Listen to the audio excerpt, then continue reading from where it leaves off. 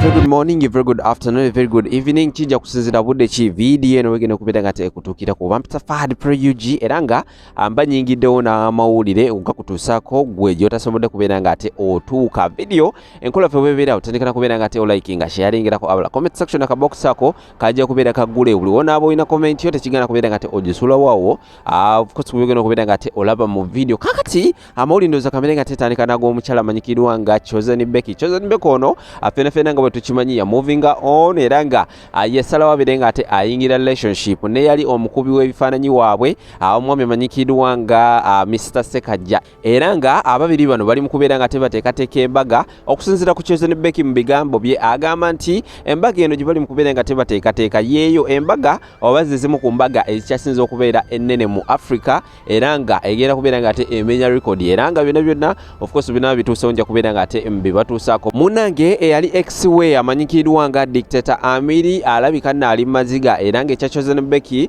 okubeera nga bagenda kubeera nga tebamukuba ebbaga kirabika nno tekimuyisiza bulungi oba tekyamuyisa bulungi oluvannyuma okubeera nga ate awulira amawulire ago naku lwejjo atosobola okubeera nga tetumufuna ku interview era nga alina ebigambo yasobodde okubeera nga atayogera naye ng'olaba ayogeza naku kwegamba nga ali mazigo era kubeera nga tebibatirawo namwe omusobola okubeera nga ate mu byewulirirako ebigenda mu maaso side zeeyo sako n'ensonga endala nyingi nnyo of course ku Chosen Becky tula butuuzi kalira subscribinga buli wenabadde video ojja kubeera nga ate ofuna notification yawo nti kakati agagudde side zeeno gegano tuli ne Sheikh Ashraf musomi wa dduwa enamba z'essimu wansi awo ziyitawo munoonyeeko nawe wegatte ku nkuyanja y'abantu abakyeyongera okubeera nga tebawa obujulizi omusajja ono ajja kubeera nga takulombera edduwa era ng'akozesa maanyi ga dduwa na Qur'ani ku namba z'essimu eziyitawo wansi awo ku stickers mufune side endala Habibu Airport Pickup bano bo bajja kubeera nga tebakusabaza okujja ku airport bakutuusa yona gye wadagadde okubeera nga te otuka ate mu budde ate side endala abannaffe aba Shukran Construction Services obo ogwabwe agwe kubeera nga tebakuyambako kuzimbira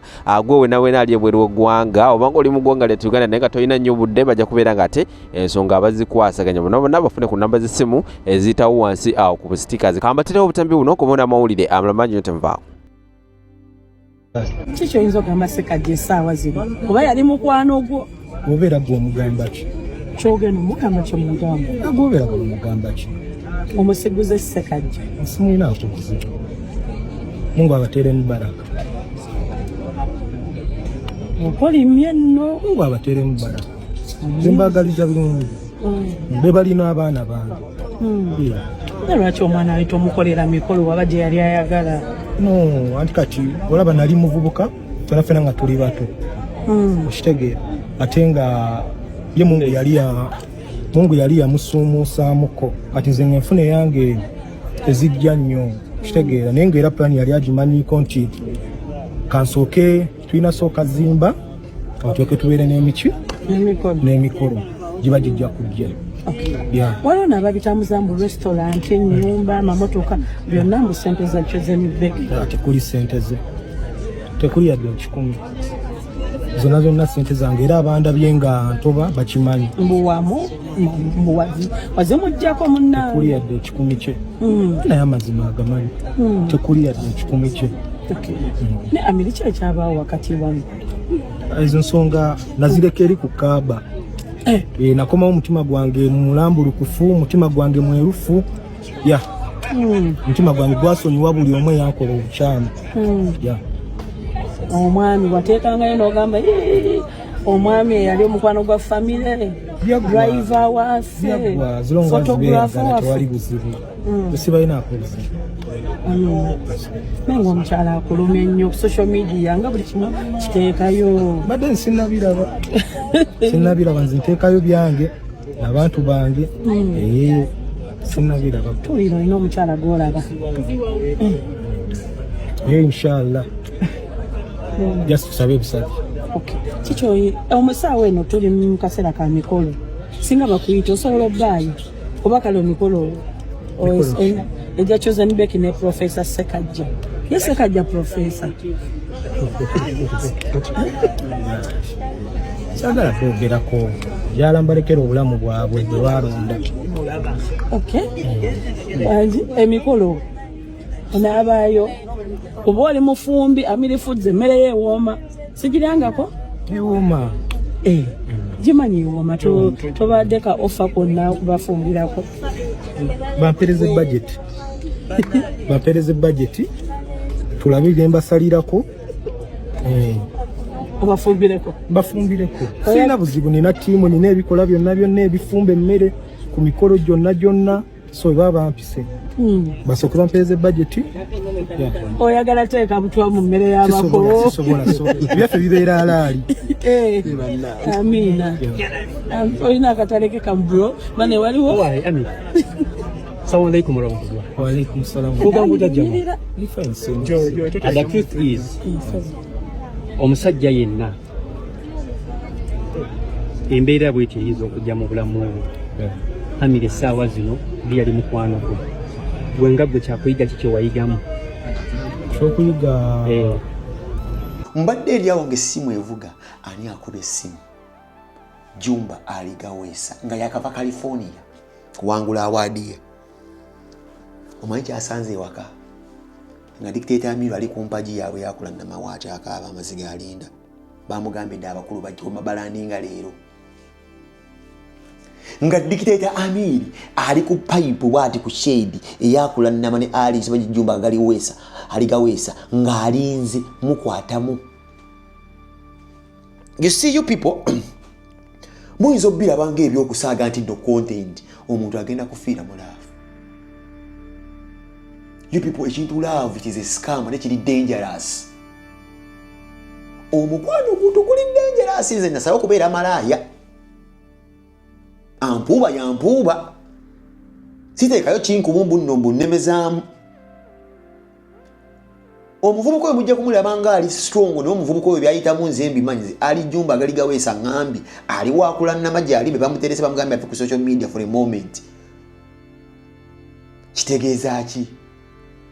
Sawa ya kuma byoto, sawa ya kuma bomindi, sawa ya siba irizi, sawa ya kuzimbi omusajja budala ekinanansi abenga tayima, sawa ya kwata mugwe bayita Amiru dictator batereze ebisobye obi byaletedde family okubayanga eggwawo bwetyo. Kuba omusajja okola statement kuba ku social media n'agamba ayi mukama yamba nga teyandibadde dereva teyandibadde cameraman teyandibadde gwe yajje kenyigwe yereetera kubadde okimanyi nti ate amalala genfunye nti omusajja oyo dictator Amiru yasirikanga Chosen Becky n'abeera mu nnyumba n'agenda obanga tagenda sula mu nnyumba naye nga yesize omusajja oyo. Omanyi obutambi obusatulatinga wakati wa Budala ne Amiru nga Arsenal Manchester. Omanyi obutambi adatubazanso okujjayo bombiriri nga bali wa Prima mu Lusania. Onabadde nfanfeewe niwe yagendanga okwenda nga wenagambye nga amuvuga ng'amanyi ajja kusirikira ebyama. Kumbe Amiru bwe yabeeranga mu va muno dda muno nga Budala azaayo information.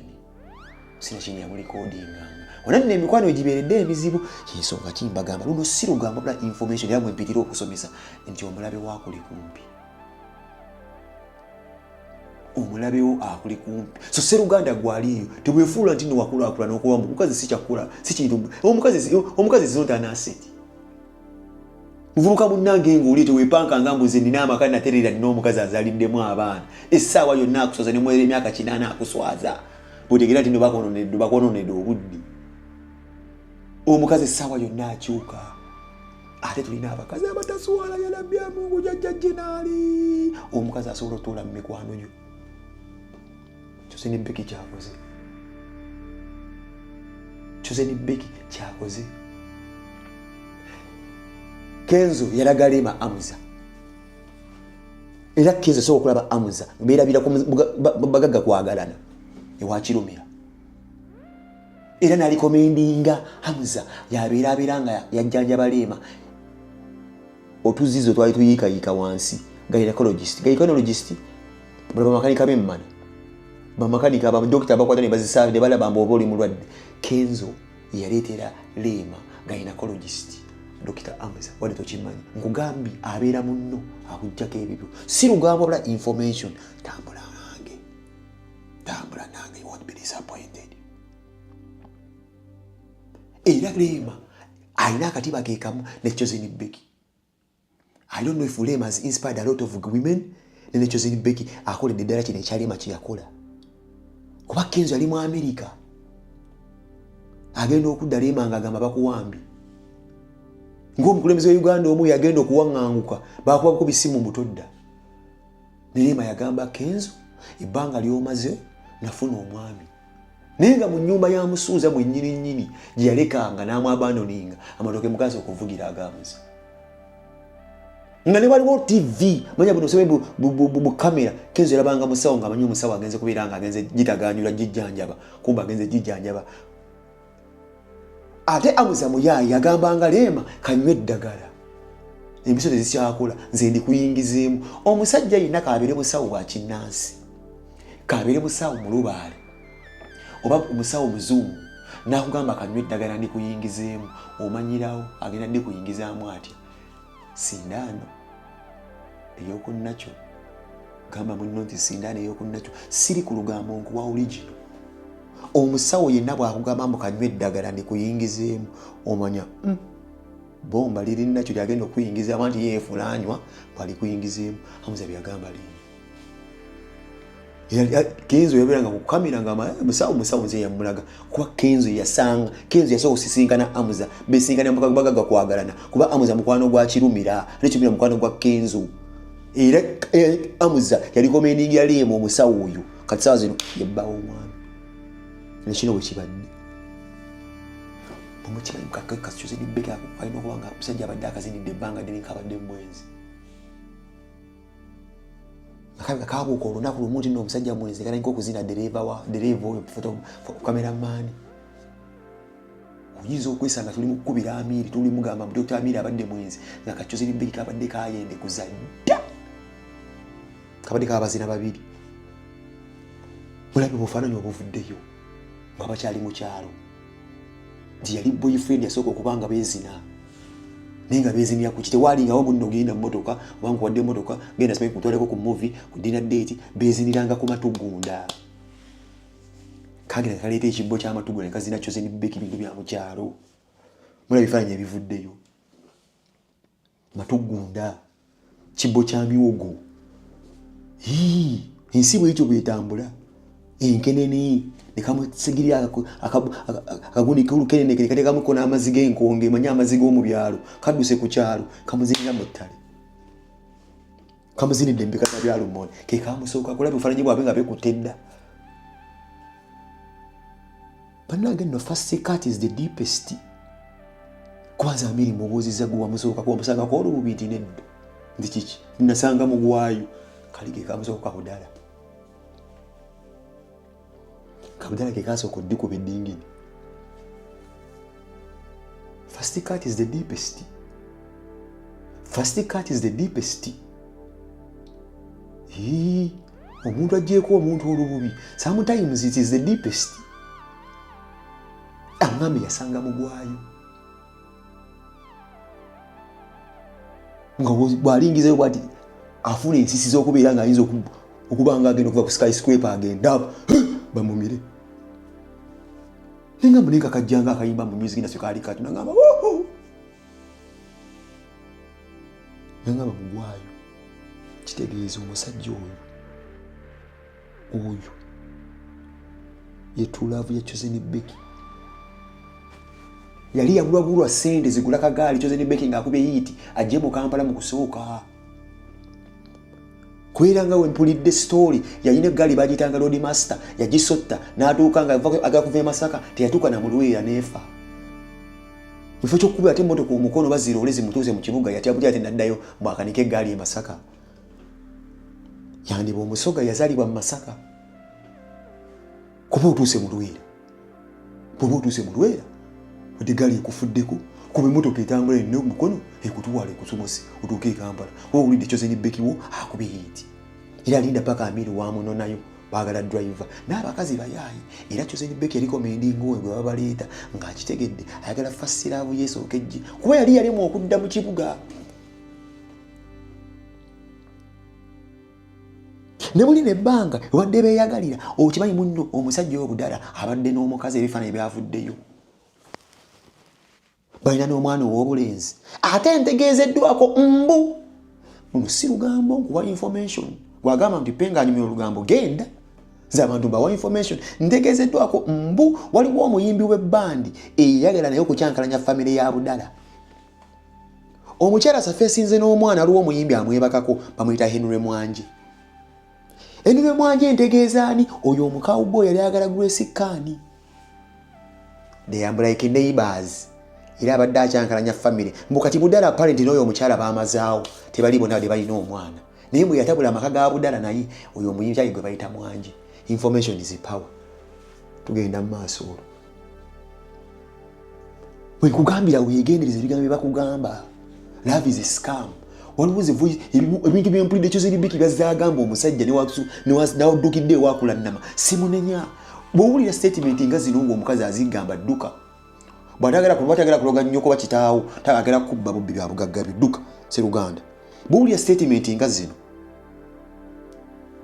Mbanga nfudde batekeko akapande nti Chosen Becky loved dictator Amin so much. Akaweta omwana asanga amuvuga speed naye nga kajja essaawa yena amasikyo omusajja wange bwobo banange entumubiraba tutandise n'okwefaanagana wasmeri ng'olaba nze nze wesmeri ng'olaba nze sweet mata tata baana tata wange ate nga gwe tata bulamu nkwagala nnyo hani era nze kigenda okunzija mu nsi eno kibu kimu kwagala omukwano gwe gujja kunzita gwe gujja kunzita mwagala musajja nsaba kafuba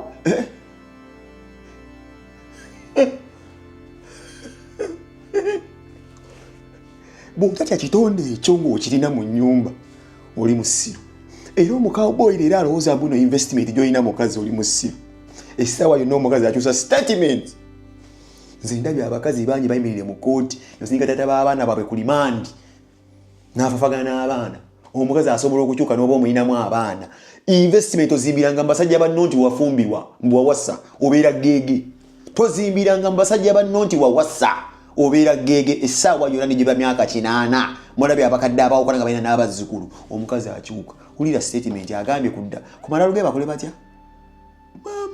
Mama Kabira ku malaalo bakole batya?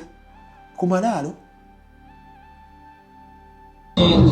nkyana yange mbanga nfudde batekeko akapande nti Chosen Becky loved dictator Amin so much.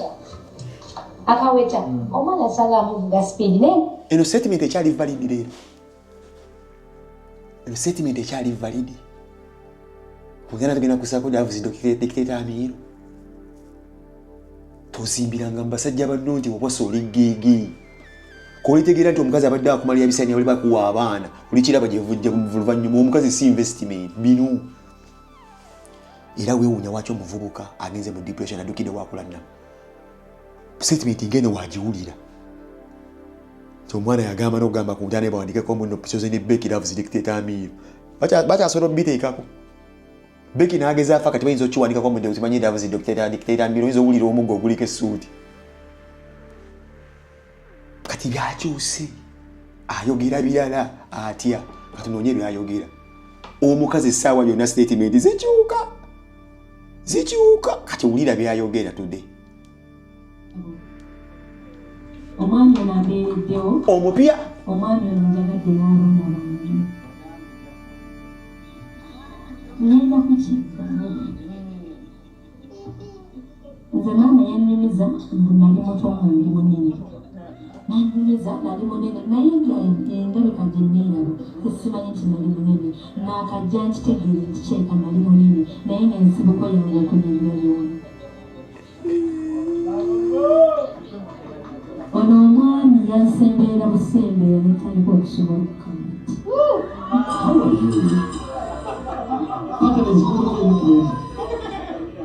yanaazaako amaziga gonna agaali ag'olukale bannange ebiseera ebimu abakyala tukaaba ne weerowooza nti amaziga gali part of you nze amaziga gali part of me naye okuva lweyajja mu bulamu bwange essanyu liri part of me. American Heights ever smart mulenzi muto. American Heights abasajja abawanvu mali yagambye nti balabika kituufu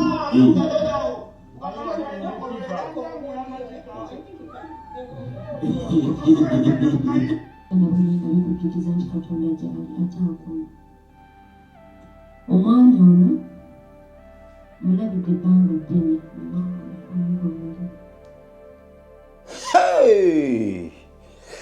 mamaze